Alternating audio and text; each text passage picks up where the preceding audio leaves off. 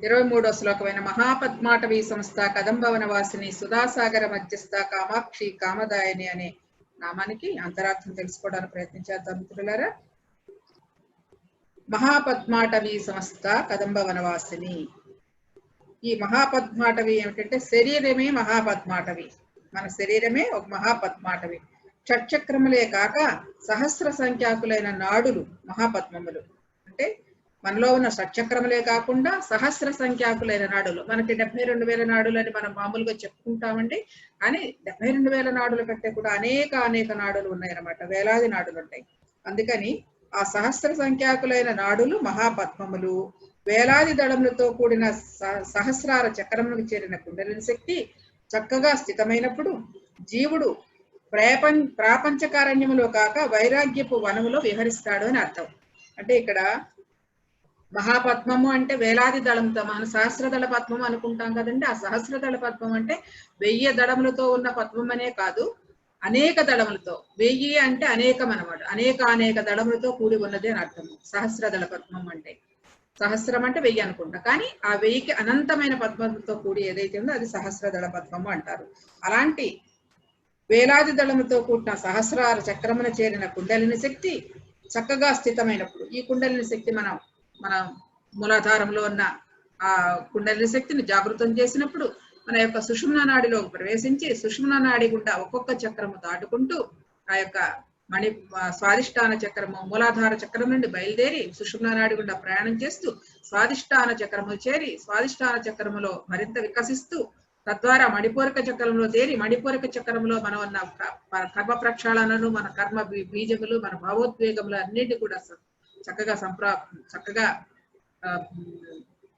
దగ్ధమయ్యి మన యొక్క కర్మ ప్రక్షాళనల్ని కూడా భావోద్వేగాలన్నీ కూడా చక్కగా దగ్ధమయ్యి తద్వారా ఆ యొక్క కుండలిని శక్తి మన యొక్క సుషుమ్న నాడి గుండా ప్రయాణం చేస్తూ అనాహత చక్రంలో ప్రవేశించి అనాహత చక్రమును కూడా ప్రతిష్ఠితం చేసుకుంటూ దానిలో ఆ యొక్క శక్తిని విజృంభణ చేసుకుంటూ తదనంతరం నెమ్మదిగా మరింతగా ముందుకు ప్రయాణం చేస్తూ ఆ విశుద్ధ చక్రములో ఆ యొక్క చక్రములో చేరినప్పుడు ఈ యొక్క కుండలిని శక్తి ఆ సుషుమ్న నాడి ద్వారా ప్రయాణమైన కుండలి శక్తి విశుద్ధ చక్రంలో చేరినప్పుడు మరింతగా మన యొక్క విశుద్ధ చక్రంలో ఉన్న ద్వంద్వ భావనలు ఏవైతే ఉన్నాయో, ఇంకా మనలో సూక్ష్మాది సూక్ష్మమైన భావోద్వేగాలు ఏవైతే ఉన్నాయో, ఇంకా మనలో ఉన్న గుణాలు ఏవైతే ఉన్నాయో సంపూర్ణంగా విశుద్ధ చక్రంలో సంపూర్ణంగా దగ్ధమయ్యి తద్వారా నెమ్మదిగా ఆ యొక్క ఆజ్ఞా చక్రంలో ప్రతిష్ఠితం అవుతుంది మన యొక్క సుషుమ్న నాడి గుండా ప్రయాణం చేసే కుండలిని శక్తి. సుషుమ్న నాడిలో ఆ యొక్క సుషుమ్న నాడి గుండా ప్రయాణమైన కుండలిని శక్తి ఆజ్ఞా చక్రంలో ప్రతిష్ఠితమై తద్వారా అక్కడ ఆ యొక్క ద్విదళముల మీద కూడా చక్కగా ధ్యాన సాధన చేస్తూ మరింతగా మనం ఊర్ధ్వముఖ ప్రయాణం చేస్తాము. అదే ఊర్ధ్వముఖ ప్రయాణం అంటే పైన ఉన్న మన తలపై భాగములో ఉన్న సహస్రార స్థితి, తలపై భాగంలో ఉన్న సహస్రార స్థితిలో మనం చేరుకున్నప్పుడు అది మన కుండలిని శక్తి సంపూర్ణంగా సహస్రార స్థితికి చేరుకున్నప్పుడు కలిగే ఒక చక్కటి అనుభూతి పరంపరనే ఆ యొక్క ప్రాపంచకారణ. అంటే ఈ యొక్క అలా ఆ సహస్రార చక్రముల కుండలిని శక్తి చక్కగా స్థితమైనప్పుడు అలాంటి అనుభూతి పొందినప్పుడు మనకు ఆ ప్రాపంచ కారణ్యములే కాక వైరాగ్యపు వనంలో విహరిస్తాడు. అంటే జీవుడు ఎక్కడ విహరిస్తున్నాడు ఇప్పుడు? ఆ యొక్క సహస్రార స్థితిలో ఆ వైరాగ్య వనంలో విహరిస్తున్నాడు అనమాట. అంటే ఈ ప్రాపంచక విషయాలన్నీ దాటేసి చక్కగా అన్ని ప్రక్షాళన చేసుకుని అన్ని శుద్ధం చేసుకుని శుద్ధ చైతన్యంతో సహస్రార చక్రములో స్థితమయ్యి చాలా చక్కగా ఆ వైరాగ్య వనములో విహరిస్తున్నాడు. అంటే ఆ మహాపద్మాటవీ సంస్థ అంటే అనేక వేల దళములతో కూడి ఉన్న మహాపద్మములో పద్మము అనే వనంలో జీవుడు విహరిస్తున్నాడు అని చెప్పటమే ఈ వైరాగ్య వనం. మహాపద్మాటవీ సంస్థ అంటే ఆ స్థితమై ఉన్న యొక్క సహస్ర దళములతో అనేక దళములతో కూడిన సహస్ర దళ పద్మములో యొక్క జీవుడు స్థితమై ఆనంద పారవశ్యంతో వైరాగ్యంతో విహరిస్తూ ఉంటాడు అన్నదే ఈ యొక్క నామం యొక్క అర్థం. కదంబ వనవాసిని అంటే కడిమి చెట్టు. కదంబ వనవాసిని అంటే కడిమి చెట్టు. ఆ చెట్టు యొక్క పరిసరాలలో ఉంటే ఆ చెట్టు యొక్క ఒక్క చెట్టు ఉన్నా చాలు, 4 చెట్లు ఉన్నా మరింత, అది కొన్ని వందల చెట్లు ఉంటే వనము అంటాము, ఒక చెట్టు అంటే చెట్టు అంటాము. సో ఒక్క చెట్టు దగ్గర ఉన్న ఆ వనములో ఉన్నా కూడా ఆ యొక్క కదంబము యొక్క పరిసరాలలో ఉంటే చాలు అమనస్క స్థితి సంభవిస్తుంది అని మనం ఇక్కడ చెప్పుకున్నాం. మహాపద్మాటవీ సంస్థ కదంబ వనవాసిని అంటే ఆ యొక్క వైరాగ్య వనములో, ఆ వైరాగ్య వనం ఏదండి ఈ యొక్క కదంబ వనవాసిని. కదంబ వనవాసిని అంటే ఏమిటి? ఆ యొక్క మన యొక్క ఆ చెట్టు పరిసరాలలో ఆ పుష్పం వికసించిన పరిసరాల్లో ఎక్కడైతే మనం సాధన చేస్తూ ఉంటామో తద్వారా మనసు శూన్యమవుతుంది. ఆ కదంబ వృక్షం యొక్క ఆ పుష్పము నుంచి ఉద్భవించే ఆ యొక్క సువాసనలు, ఆ యొక్క పరిమళాలతో సాధకుడు మనసు చాలా చక్కగా వికసించుకుంటది, చాలా చక్కగా అమనస్క స్థితి పొందుతుంది. అంటే మనసు లేని శూన్య స్థితి పొందుతుంది. ఆ మనసు లేని శూన్య స్థితి పొందినప్పుడే మనం ఆ సహస్రార చక్రం చేరతాం. కాబట్టి ఆ కదంబ వాసిని ఆ విధంగా మనకి ఇక్కడ వర్ణించారు. మహాపద్మాటవి సంస్థ కదంబ వనవాసిని.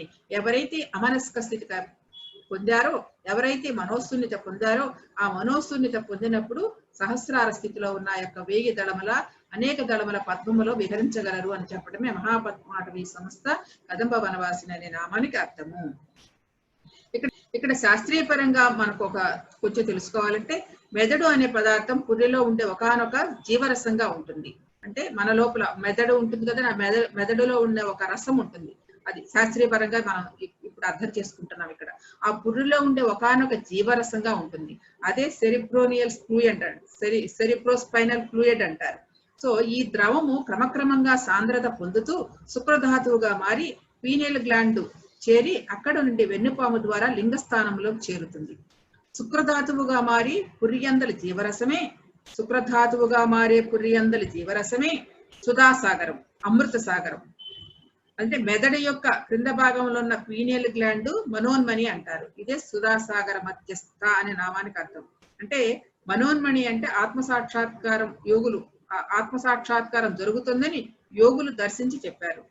ఈ విశ్వరచనా సంకల్ప శక్తి అయిన కామేశ్వరి పరమాత్మను దర్శింపచేయు పీనేల గ్రంథినే కామాక్షి కామదాయని కీర్తించారు.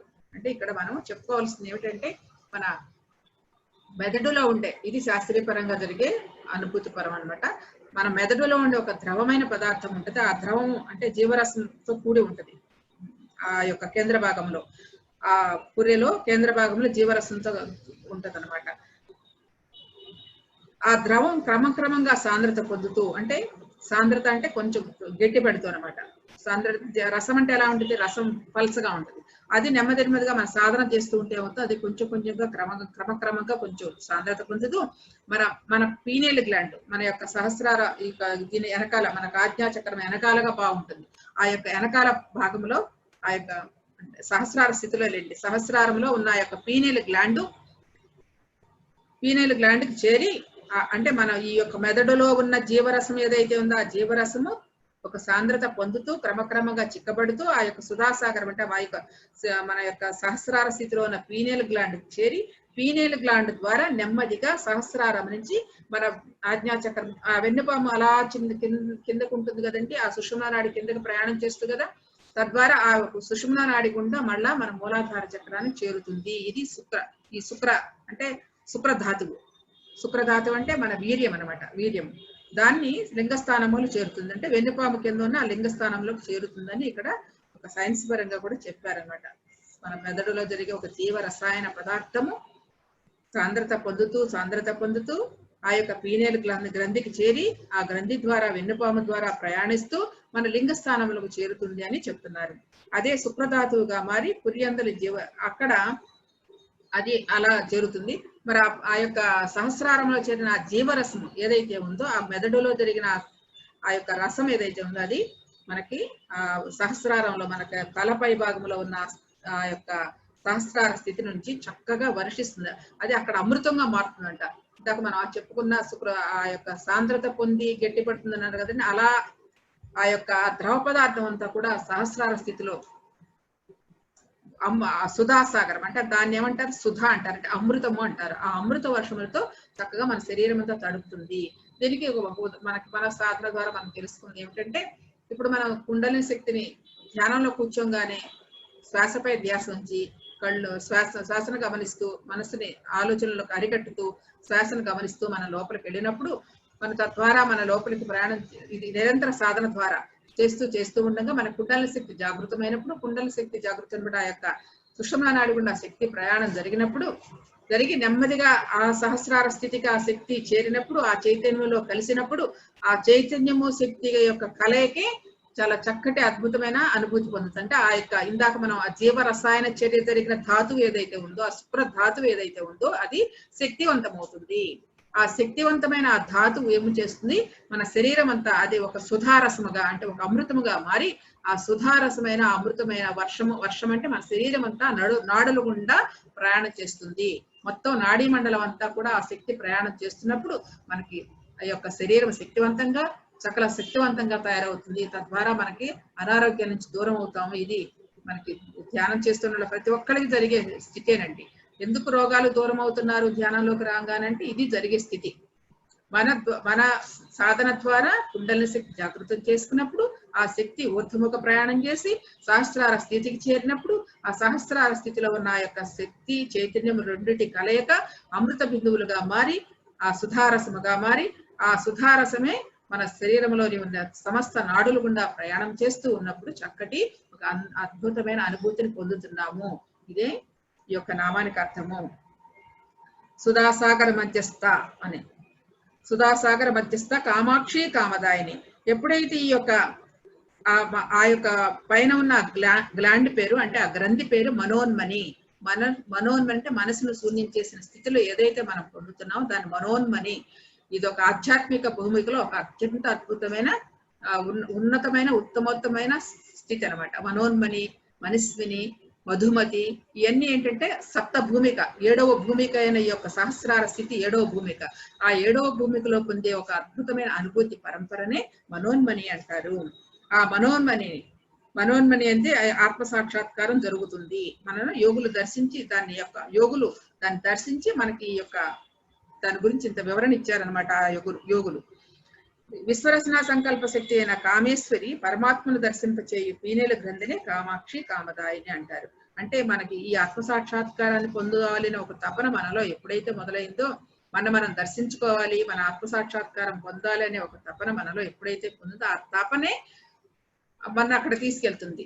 ఆ తీసుకెళ్లే శక్తి ఏదైతే ఉందో దాన్ని మనం దేని ద్వారా అయితే ప్రయాణం చేస్తున్నామో ఆ యొక్క విశ్వశక్తిని ఆ యొక్క విశ్వశక్తి యొక్క స్వరూపమే పీనేల్ గ్లాండ్కి చేరి ఆ పీనేల్ గ్లాండే మన ఎంత అమృత బిందువులుగా తడిపిస్తుంది. కాబట్టి ఆ పీనేల్ గ్రంథినే కామాక్షి అని కామదాయిని అని స్తుతించారు యోగులు. అంటే ఆ యొక్క అనుభూతి పొందారు యోగులు, దర్శించారు. ఆ కామాక్షి అంటే కామదాయిని అంటే ఏంటంటే ఆ యొక్క మనలో ఉన్న పీనేల్ గ్రంథి యొక్క స్వస్వరూప స్థితి. పీనేల్ గ్రంథి ద్వారా మనను ఆత్మ సాక్షాత్కారం చేసుకునే యొక్క ఆ శక్తినే కామాక్షి కామదాయిని అని అన్నారనమాట. ఇది ఆ యొక్క శ్లోకం యొక్క అర్థం. మహాపద్మాటవీ సంస్థ కదంబ వనవాసిని అనే నామానికి అర్థం. సంఘాత స్తూయమానాత్మ వైభవ ఖండాసుర వదోద్విగ్ధ శక్తి సేనా సమన్విత. దేవర్షి గణ సంఘాత స్తూయమానాత్మ వైభవ. ఇక్కడ మనం ఈ యొక్క దేవర్షి గణ సంఘాత అంటే మన యొక్క దేవతలందరూ ఒక చక్కని ధ్యాన యోగ సాధన ద్వారా మనస్సును నిర్మలం చేసుకుని శమదమాదులను సాధించాలి. శమము దమం అంటే ఏంటండి? అంతరేంద్రియ నిగ్రహము, బాహ్యేంద్రియ నిగ్రహం. శమము దమం అంటే, శమం అంటే అంతరేంద్రియ నిగ్రహము, దమం అంటే బాహ్యేంద్రియ నిగ్రహం. అంటే బాహ్యం అంటే మన కళ్ళు, ముక్కులు, చెవులు అన్ని బయటకు చూస్తూ ఉంటాయి కదా, అది శమము. దమం అంటే మన లోపల ఉన్న అంతరేంద్రియము. అంతరేంద్రియం అంటే మనసు, బుద్ధి, చిత్తాహంకారములు. ఈ శమదమాదులను కూడా మనం చక్కగా సాధించుకుని అంటే ఎటువంటి పరిస్థితుల్లోనూ మనసును ఉద్వేగం చెందకుండా శాంతి వహించి ఉండటే శమము అని. మనస్సుకు తగినట్లుగా ఇంద్రియములు, శరీరము కూడా శాంతి వహించి ఉండటం దమము అని. ఇటువంటి దివ్యగుణ సంపన్నమైన ఇంద్రియ సమూహమును దేవఋషి గణములు అంటారు. ఇట్టి దేవర్షి గణములను సంఘటిత పరిచి ధ్యానింపబడిన ఆత్మశక్తి విభవిస్తుంది, అంటే విస్తరిస్తుంది అని అర్థం అనమాట. దేవర్షి గణ సంఘాత స్తూయమాన ఆత్మ వైభవ అంటే ఆత్మను ఆ యొక్క వైభవంగా దర్శించడం అనమాట. అంటే ఇక్కడ మరొకసారి చెప్తున్నానంటే శమము దమం అంటే ఏంటంటే మన యొక్క చక్కని ధ్యానయోగ సాధన ద్వారా మనసును నిర్మలం చేసుకుని చక్కగా ఆ శమధమాలను సాధించాలంటే అవి ఎటువంటి పరిస్థితుల్లోనూ మనసును ఉద్వేగం చెందకుండా శాంతి వహించి ఉండటమే శమము. అలాగే మనసుకు తగినట్లుగా ఇంద్రియాలు, శరీరం కూడా శాంతి వహించి ఉండటం దమము అని. ఇది బాహ్యేంద్రియ నిగ్రహం అనమాట. ఇటువంటి దివ్య గుణ సంపన్నమైన ఇంద్రియ సమూహమును దేవఋషి గణములు అన్నారు మన ఋషులు. ఇట్టి దేవర్షి గణములను సంఘటిత పరిచి అంటే ఏకం చేసి ఈ గణాలన్నింటి ఇంద్రియ సమూహములన్నింటి ఏకపరిచి సంఘటిత పరిచి అంటే కలిసి ఆ యొక్క ఆత్మను మనం ధ్యానం చేస్తే ఆత్మ వైభవాన్ని దర్శిస్తాము, ఆత్మ శక్తిని విస్తరించుకుంటాము, ఆత్మ చైతన్యాన్ని విభజించుకుంటాము, విస్తరింప చేసుకుంటామని చెప్తున్నారు ఈ దేవర్షి గణములైన ఈ యొక్క ఇంద్రియముల ద్వారా. ఇది మనకి గురుషులు మనకి తెలియచేస్తుంది. దేవఋషి గణములు అంటే ఈ యొక్క ఇంద్రియముల సమూహమనే దేవఋషి గణములు అన్నారు. ఆ గణముల యొక్క సమూహాన్ని మనం ఎప్పుడైతే చేకూర్చుకుని ధ్యానిస్తే వాటి గణములతో అనుసంధానం చేసుకుని ధ్యాన సాధన చేస్తే మనలో ఆత్మ సాక్షాత్కారం కలుగుతుందని, ఆత్మ యొక్క వైభవాన్ని దర్శించగలమని, ఆ ఆత్మ యొక్క విస్తృతను అంటే చైతన్య విస్తరణ మనం దర్శించగలమని చెప్పడమే ఈ యొక్క నామానికి అర్థము. దేవర్షి గణ సంఘాత స్తూయ మానాత్మ వైభవ. అలాగే భండాసుర వధోద్యుక్త శక్తి సేనా సమన్విత అంటే భండాసుర వధోద్యుక్త శక్తి సేనా సమన్విత. ఇక్కడ ఒక్కొక్కింత మనం ఒక కథ చెప్పుకుందామండి. మనకి అనేక పురాణాల్లో మన భారతదేశంలో అనేక పురాణాలలో దేవతలకి రాక్షసులకి ఎప్పుడు కూడా ఒక సంగ్రామం జరుగుతూ ఉంటుంది. ఒక రాక్షసుడు వచ్చి ఒక విచ్చలవిడిగా వాడి తన యొక్క సామ్రాజ్యాన్ని స్థాపించుకుంటూ అనేక మంది దేవతలను హింసిస్తూ లోకాలను హింసిస్తూ చేస్తూ ఉంటారు. వాళ్ళని సంహరించడానికి ఏదో ఒక రూపంలో ఒక దేవత సాక్షాత్కరించడం, ఆ యొక్క రాక్షసుని సంహరించడం జరుగుతూ ఉంటది. ఇది మన పురాణాల్లో ఉండే కథలు. అలాగే ఇక్కడ భండాసురుడు అనే రాక్షసుని సంహరించడానికి ఈ యొక్క దేవతలందరూ ఈ ఇందాక దేవర్షిగణ సంఘాత స్తూయమానాత్మ వైభవం అంటే మనకి ఇది బాహ్యాత్వం అనమాట. అంటే దేవఋషులందరూ కూడా ఋషులందరూ కలిసి కూర్చుని ఆ యొక్క అమ్మని స్తుతించారనమాట. అమ్మ, మేము ఈ రాక్షసుతో పడలేకపోతున్నాం, ఆ రాక్షసుని మన సంహరించే విధానం చూడు తల్లి అని చెప్పేసి ఈ ఋషులందరూ కూడా అమ్మని స్తుతిస్తూ ఉంటారన్నమాట. అది దేవర్షిగణ సంఘాత స్తూయమానాత్మ వైభవం అంటే ఇది బాహ్యమతో. ఇందాక నేను చెప్పిందంతా కూడా అంతరార్థం. మనం తెలుసుకోవాల్సిందా కూడా అంతా కూడా అంతరార్థం కదండి, అద్వైతార్థం కదండి. సో ఆ విధంగా మనం తెలుసుకోవాలి. ఇప్పుడు ఇక్కడ భండాసుర వధోద్యుక్త అంటే ఏంటంటే భండాసురుడు ఎవరు అన్నది ఇక్కడ మనం తెలుసుకోవాలి. ఆధ్యాత్మిక పరంగా, బాహ్య పరంగా అంటే ఆ యొక్క భండాసురుడు అనే రాక్షసుడిని సంహరించడానికి అమ్మవారు ఆవిర్భవించి తన యొక్క శక్తులతోటి తన అపారమైన సైన్యాన్నంతా సంహరించి తర్వాత ఆఖరికి అమ్మవారు వచ్చి ఆ భండాసురుడిని సంహరిస్తుందని చెప్పి బాహ్యార్థంలో కథ. ఇప్పుడు మనం మన లోపలికి వెళదాం. మన లోపల మనం తెలుసుకుందాం. మన శరీరమే పరమేశ్వరికి ఆలయము. మన శరీరమే పరమేశ్వరికి ఆలయము. మనలోని ఆత్మతత్వమే లలితా పరమేశ్వరి. మన శరీరమే పరమేశ్వరికి ఆలయం. ఈ దేహో దేవాలయో ప్రోక్త అన్నారు కదండి. దేహం అంటే దేవాలయం. ఆ దేవాలయంలో జీవుడు చక్కగా విరాజిల్లుతున్నాడు, దేవుడే అని చెప్పుకుంటున్నాం కదా, దానికి ఇదే సాక్షి. మన శరీరమే పరమేశ్వరికి ఆలయము. మనలోని ఆత్మతత్వమే లలితా పరమేశ్వరి. విశ్వమంతా ఆమె చైతన్యమే. అయితే ఆ దివ్యత్వాన్ని అనుభూతి చెందకుండా ఒకానొక జడత్వము, బండత్వము ఆవరించి ఉంది. ప్రతిరోజు అది ఎలా ఉందంటే మనలో ఉందన్నమాట. అది మనలో ఉన్న దివ్యత్వాన్ని సందర్శించకుండా, మనలో ఉన్న దివ్యత్వాన్ని అనుభూతి చెందకుండా మన అజ్ఞానం అనే ఒక బండం అంటే ఒక అజ్ఞానం అనే ఒక రాక్షస భావన ఒకటి మనలో అడ్డుపడి ఉంది. అందుకని మనలో ఉన్న దివ్యత్వాన్ని దర్శించలేకపోతున్నాం. మనమే దేవుళ్ళం అన్న విషయం, మన స్వస్వరూపం అదే అన్న విషయం మర్చిపోతున్నాం. మనం ఎక్కడి నుంచి వచ్చామంటే ఆ పరమాత్మ దగ్గర నుంచే వచ్చాం. పరమాత్మ స్వరూపులమే. పరమాత్మ యొక్క అంశం మనలో ఉందన్న విషయం మర్చిపోయి మనం ఒక సామాన్య మానవుల్లాగా, ఒక సాధారణ మానవుల్లాగా ప్రవర్తిస్తూ మనలో తమో గుణాలకు లోబెడుతూ మన జీవనయాత్ర సాగిస్తున్నాం. కానీ వాస్తవ స్థితి ఏంటంటే, మన వాస్తవ స్వరూపం ఏంటంటే, మన స్వస్వరూపం ఏంటంటే ఆ యొక్క కాంతి శరీరధారులమే, అమ్మ యొక్క అంశాత్మలమే, ఆ పరిపూర్ణమైన ఆదిశక్తి యొక్క అంశాత్మలమే అన్న విషయాన్ని మనకు గుర్తెరగాలంటే ఇదిగో ఈ అజ్ఞానం మనకు అడ్డం పడి ఆ యొక్క తత్వాన్ని, మన లోపల ఉన్న దివ్యత్వాన్ని, ఆ పరమాత్మ తత్వాన్ని, ఆత్మతత్వాన్ని మనం అర్థం చేసుకోలేకపోతున్నాము. కేవలము అజ్ఞానం అనే ఒక పెద్ద బండ మనలోకి ఉంది. అదే బండాసురుడు. అంటే బండాసురుడు అంటే రాక్షస ప్రవృత్తులతో, రాక్షస గుణాలు కలిగి ఉన్నది కాబట్టి బండం అయిపోయింది, అజ్ఞానం అయిపోయింది. ఆ అజ్ఞానం ఎప్పుడైతే మనలో ఉందో మనలో ఉన్న దివ్యత్వాన్ని దర్శించలేకపోతున్నాం. అది పెద్ద అడ్డంగా ఉందన్నమాట. దానిని సంహరించడానికి ఇప్పుడు మనం చేయాల్సిన పని అంతా కూడా. కాబట్టి మనలో దాగి ఉన్న ఆ బండాసురుణ్ణి వధించి దివ్యత్వాన్ని పొందుతాడు అని చెప్పి లలితా సహస్రనామంలో బండాసుర వధలోని ఈ రహస్యం ఇదే. బండాసుర వధోద్యుక్త శక్తి సేన సమన్విత అనే నామానికి అది అర్థం ఇదే. ఈ శక్తి సేన ఏంటంటే మన తర్వాత శ్లోకాల్లో మనం తెలుసుకుంటాం. అంటే కాబట్టి ఇక్కడ ఏంటంటే మన శరీరమే పరమేశ్వరికి ఆలయము, మనలో ఉన్న ఆత్మస్వరూపిణి లలితా పరమేశ్వరి, విశ్వమంతా ఆమె చైతన్యమే, అంతా దివ్యత్వాన్ని అంతా అనుభూతి చెందకుండా మనకు అడ్డం పడుతుంది ఏంటంటే ఒక జడత్వ రూపంలో ఉన్న బండత్వము, అజ్ఞానం అనే ఒక బండత్వము, ఒక జడత్వంతో కూడిన అజ్ఞానం మనకు అడ్డం పడుతుంది. కాబట్టి మనలో ఆ దివ్యత్వాన్ని సందర్శించలేకపోతున్నాం, కాబట్టి మనకి దానిలో కూరుకుపోతున్నాం. కాబట్టి మనలో ఆ బండత్వాన్ని, ఆ యొక్క అజ్ఞానాన్ని మనం తొలగించుకోవాలంటే దానికి మార్గము ధ్యానమే. ధ్యానం అంటే మన యొక్క అంతర్ముఖ ప్రయాణమే. ఆ అంతర్ముఖ ప్రయాణం ద్వారా మనలో ప్రయాణం చేస్తూ ఉంటే మనలో ఉన్న అజ్ఞానాలన్నీ, ఆ కుండలిని శక్తి ఎప్పుడైతే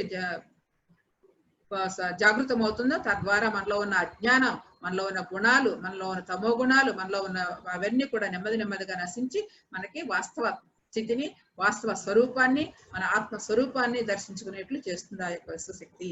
కాబట్టి బండాసుర వధోద్యుక్త శక్తి సేన సమన్విత అనే నామానికి, శక్తి సేన సమన్విత అనే నామానికి ఇది అర్థం అన్నమాట. ఈ శక్తి సేనలు ఎవరు, మరి ఆ దాని గురించి ఏంటనేది ముందు శ్లోకాల్లో వస్తుంది. ఆ సేనాధిపతులు ఎవరు, సైన్యం అంటే ఎవరు, అది ఎక్కడి నుంచి వచ్చింది. ఇప్పుడు మనం అనుకున్నాం బండాసురు అంటే మనలోనే ఉన్నాడు అని, అంటే అసురు రూపంలో ఉన్న మన గుణాలే మనలో ఉన్నాయని. దానికి వివరణాత్మకంగా తర్వాత శ్లోకాల్లో కూడా ఇవ్వబడుతూ ఉంటుంది. నేను ధ్యానం గురించి చెప్తాను, చక్కగా విని చక్కగా మీరు ధ్యానంలోకి ప్రయాణం చేయండి. ధ్యానం అంటే మనకి ఈ యొక్క స్త్రీ పురుష లింగభేదం లేదండి, పిల్లలు అనేది కూడా లేదు.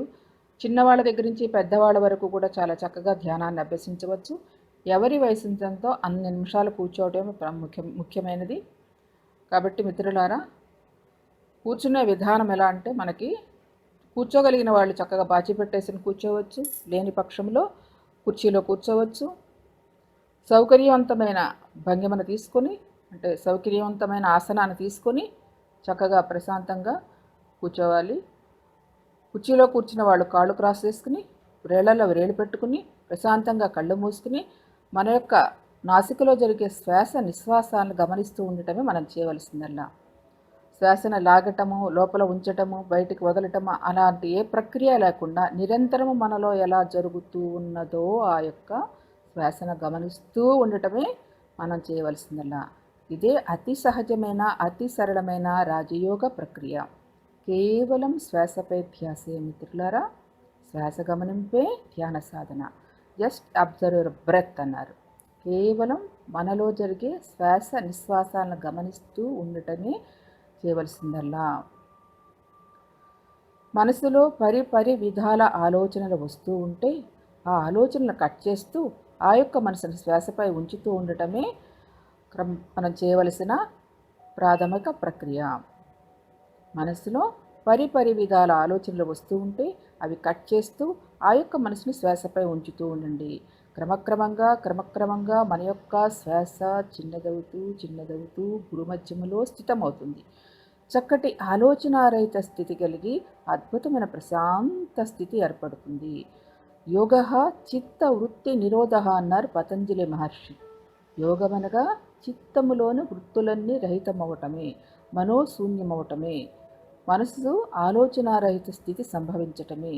ఆ యొక్క మనోశూన్యమైనప్పుడు ఆ విశ్వమయ ప్రాణశక్తి మనలోనికి ప్రవేశించి మన బ్రహ్మరంధ్రము ద్వారా మనలోనికి ఆవాహన చెంది ఆ ప్రాణశక్తి మన 72,000 నాడుల గుండా ప్రయాణం చేస్తూ ఆ నాడుల్లో ఉన్న మాలిన్యములను, బ్లాక్స్ని ఏవైతే ఉన్నాయో అవన్నీ శుభ్రపరుస్తూ చక్కగా నాడీమండలాన్ని శుద్ధి చేస్తుంది.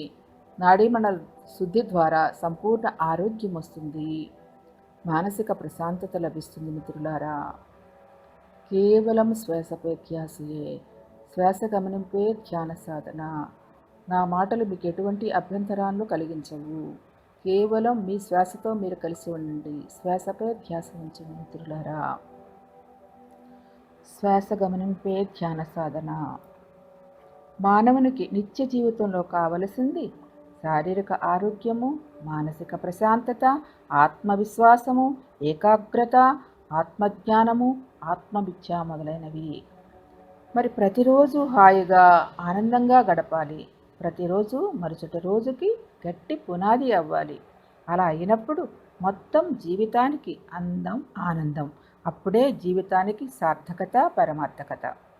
అయితే ఆ ఆనందం, ఆరోగ్యం అనేవి తనలోనే ఉన్నాయనే, అది తన సహజ స్థితి అని తెలియక మానవుడు వాటి కోసం బయట వెతుకుతున్నాడు. అజ్ఞానపు పొరలో తన తన తనలో ఉన్న చైతన్యాన్ని, అంటే ఆత్మను అన్వేషించడం, ఆత్మను ఆ యొక్క అజ్ఞానపు పొరలు కప్పివేయటం వల్ల అసలైన ఆనందాన్ని గ్రహించలేకపోతున్నాడు. మేఘాలు తొలగిపోగానే సూర్యుడిని ఎలా ప్రకాశిస్తూ ఉంటాడో సూర్యుడు, అదేవిధంగా మనకి బుద్ధికి కమ్మిన పొరలను తొలగించుకొని జీవితాన్ని అద్భుతమయం చేసుకునే మార్గమే ధ్యానము. శ్రీ లలితా సహస్రనామములో కూడా అమ్మ చెప్పినది ధ్యానమే గమ్యమని. అంతర్ముఖ సమారాధ్య అని, బహిర్ముఖ సుదుర్లభ అని చెప్పారు. అంటే అంతర్ముఖం అవటమే ధ్యానము, మనలోనికి మనం ప్రయాణం చేయటమే ధ్యానము. దానికి సాధన ఈ యొక్క శ్వాసపై ధ్యాస ఉంచి శ్వాసతో అనుసంధానమై మనలోనికి మనం ప్రయాణం చేస్తాం మిత్రులారా. అదే అంతర్ముఖ ప్రయాణము. మరి మనల్ని మనం ఉద్ధరించుకోవాలంటే ఉద్ధరేదాత్మానాత్మానం ఆత్మానమవసాదయేత్ ఆత్మైవహాత్మనో బంధు ఆత్మైవహాత్మనో రిపురాత్మన అని భగవద్గీతలో చక్కగా భగవానుడు మనకు చెప్పారు. అంటే ఉద్ధరేదాత్మానాత్మానం, నిన్ను నీవు ఉద్ధరించుకోవాల్సింది ఎవరికి వారే ఉద్ధరించుకోవాలి, ఇంకొకరు చేత ఉద్ధరింపబడదు. ఉద్ధరేదాత్మానాత్మానం, మన ఆత్మను మనమే ఉద్ధరింప చేసుకునే ప్రక్రియే ఈ యొక్క శ్వాస మీద ధ్యాస, శ్వాసపై ధ్యాస. శ్వాస గమనింపే ధ్యాన సాధన మిత్రులారా, శ్వాస గమనింపే ధ్యాన సాధన మిత్రులారా. చక్కగా మన యొక్క శ్వాసను గమనిస్తూ ఉండాలి. మనసులో పరిపర విధాల ఆలోచనలు వస్తూ ఉంటాయి, కట్ చేస్తూ ఆ యొక్క మనసుని శ్వాసపై ఉంచుతూ ఉండటమే చేయవలసిందల్లా. క్రమక్రమంగా మన యొక్క శ్వాస చిన్నదవుతూ భ్రూమధ్యములో స్థితమవుతుంది. ఆ యొక్క చిత్తవృత్తిలోని ఆగినప్పుడు ఆ విశ్వమయ ప్రాణశక్తి మనలోనికి ఆవాహన చెంది తద్వారా సంపూర్ణ నాడీమండల శుద్ధి జరిగి చక్కటి శారీరక ఆరోగ్యాన్ని, మానసిక ప్రశాంతతను, తద్వారా అనేక ఆధ్యాత్మిక అనుభూతుల పరంపరను మనం సొంతం చేసుకుంటాం మిత్రులారా. కేవలం శ్వాసపై ధ్యాసయే, శ్వాస గమనింపే ధ్యాన సాధన. శ్వాసే గురువు, గురువే శ్వాస. తపస్భ్యోధికో యోగి జ్ఞానిభ్యోపి మతోధికః కర్మభ్యాచాధికో యోగి తస్మాత్ యోగి భవార్జున అన్నారు భగవానుడు. అంటే తపస్సు కంటే ధ్యానము గొప్పదని చెప్తున్నారు, ధ్యానమే గమ్యమని చెప్తున్నారు. ఇలా మనం సాధన చేస్తూ ఉంటే చక్కగా ఏమవుతుంది, అభ్యాసయోగయుక్తేన చేతసా నాణ్యగామిని పరమం పురుషం దివ్యం యాతి పార్థానుచింతయన్. అంటే అభ్యాసము ద్వారా, ఇలా నిరంతరము ధ్యాన సాధన చేయటం ద్వారా మన మనసు అన్య విషయముల మీదకు పోకుండా పరమమైనది, పవిత్రమైనది, దివ్యమైనది యొక్క ఆత్మాను అనుభూతిని పొందగలము, ఆత్మతో అనుసంధానం అవ్వగలము, ఆ ఆత్మతత్వాన్ని మనం అవగాహనతో అనుభూతి పొందగలము అని చెప్తున్నారు భగవానులు. అలాగే అమ్మ శ్రీ లలితా సహస్రనామానుల అమ్మ చెప్పారు, జ్ఞానమే గమ్యము, జ్ఞాన జ్ఞేయ స్వరూపిణి అని చెప్పారు అమ్మ శ్రీ లలితా సహస్రనామంలో. అంటే జ్ఞానమే గమ్యము. ఎలా వస్తుంది ఈ జ్ఞానము? ధ్యానము ద్వారా, ధ్యాన సాధన ద్వారా మనం అంతర్ముఖమైనప్పుడు, ఆ అంతర్ముఖమైన సాధన పూర్ణత్వం పొందుతూ ఉన్నప్పుడు మన యొక్క సకల జ్ఞానాన్ని మనం సేకరించుకోగలము, అంతటా ఉన్న ఆ యొక్క జ్ఞానాన్ని స్వీకరించుకోగలము. అది సాధకుడు ఉత్తీర్ణత అంటే సాధనలో పూర్ణత పొందిన కొద్దీ చక్కటి అనుభూతిని పొందగలము. అందుకే చెప్పారు భగవానుడు ఒక చక్కటి శ్లోకములో, నహి జ్ఞానేన సదృశం పవిత్రమిహ విద్యతే తస్వయం యోగ సంసిద్ధ కాలేనాత్మని విందతి. అంటే నహి జ్ఞానేన సదృశ్యం అంటే జ్ఞానమే పవిత్రమైనది, జ్ఞానమే గొప్పది, అంతకంటే మించిన విద్య లేదు. జ్ఞాన విద్య, ఆత్మవిద్యే అన్ని విద్యలలోకెల్లా ఉత్తమోత్తమైనది. అమ్మ కూడా చక్కటి ఆత్మవిద్య అనే నామములు చెప్పింది. కాబట్టి ఈ జ్ఞానమే ఉత్తమమైనది, పరమ పవిత్రమైనది, జ్ఞానమే గమ్యమైనది. అంతకంటే ఈ లోకంలో మరేదీ లేదు, ఈ జ్ఞానానికి మించినది మరేదీ లేదు. మరి అలా సాధన చేస్తూ ఉంటే కాలక్రమేణా తనలో ఉన్న ఆత్మతో అనుసంధానమై, తనలో ఉన్న ఆత్మతో అనుభూతి పొందుతూ అనేక రకాలుగా అనేక కోణాలలో జ్ఞానాన్ని సంప్రాప్తించుకుంటాడు సాధకుడు. జ్ఞానమే గమ్యము, జ్ఞాన జ్ఞేయ స్వరూపిణి అని అమ్మవారు చక్కగా విశ్లేషించారు.